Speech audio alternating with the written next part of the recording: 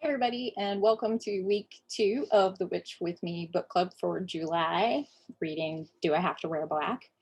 I'm Mortellus, of course, author of the aforementioned. Did I record all these videos in one go? Of course I did, wouldn't you? So enjoy this continued view of my nice gray t-shirt. I hope that you love it every week. Uh, I'll do my best to wear something different for the Q&A at the end of the month, or maybe not. See. So week 1, you should have read the first bits of the book, ending with the chapter on the afterlife. Obviously, this portion of the book was pretty vulnerable for me, sharing some personal stories. Story about my own death, stories about sort of descending into the underworld and what that was like. And I'm always sort of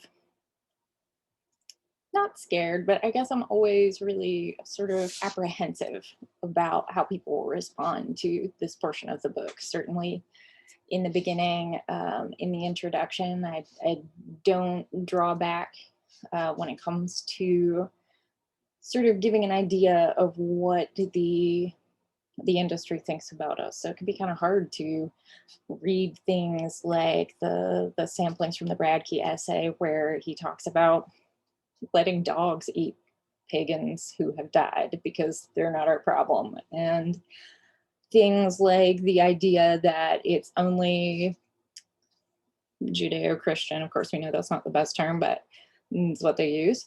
Judeo-Christian ideals foster a respect for the dead as opposed to anyone else. So these kinds of ideas are sort of tough to chew.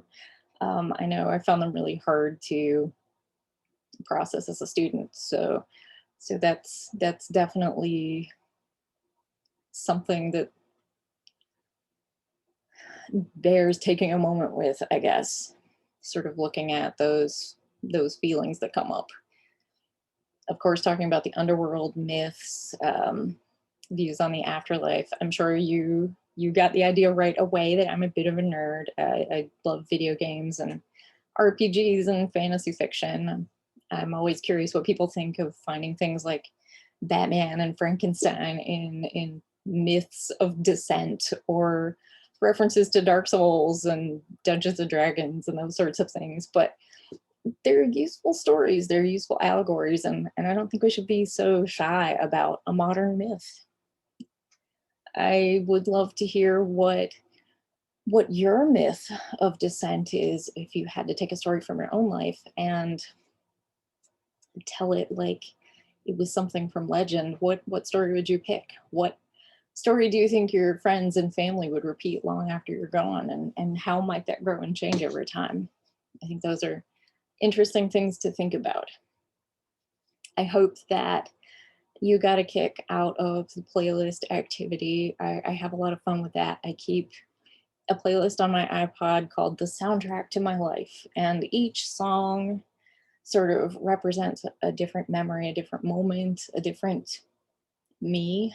And I often think about what that might sound like at a funeral, and it would definitely be all over the place. Everything from some of my favorite bands like Circus Survive and The Deer Hunter and Coheed and Cambria to um, folk music to old stuff like Miles Davis kind of blue, and who knows, there's just all kinds of stuff in there. So what are your playlists? I encourage you to upload them to Spotify and make them a public playlist and share them with everyone in the book club forum that I made for you. I would love to go listen to your playlists. I promise I will listen to every single one that you share. And I think that would be a lot of fun. So let me hear your music. In the next week, you're going to be reading a lot of stuff about really practical behind the scenes things. So I'm looking forward to that as well. And I hope you are. See you next week.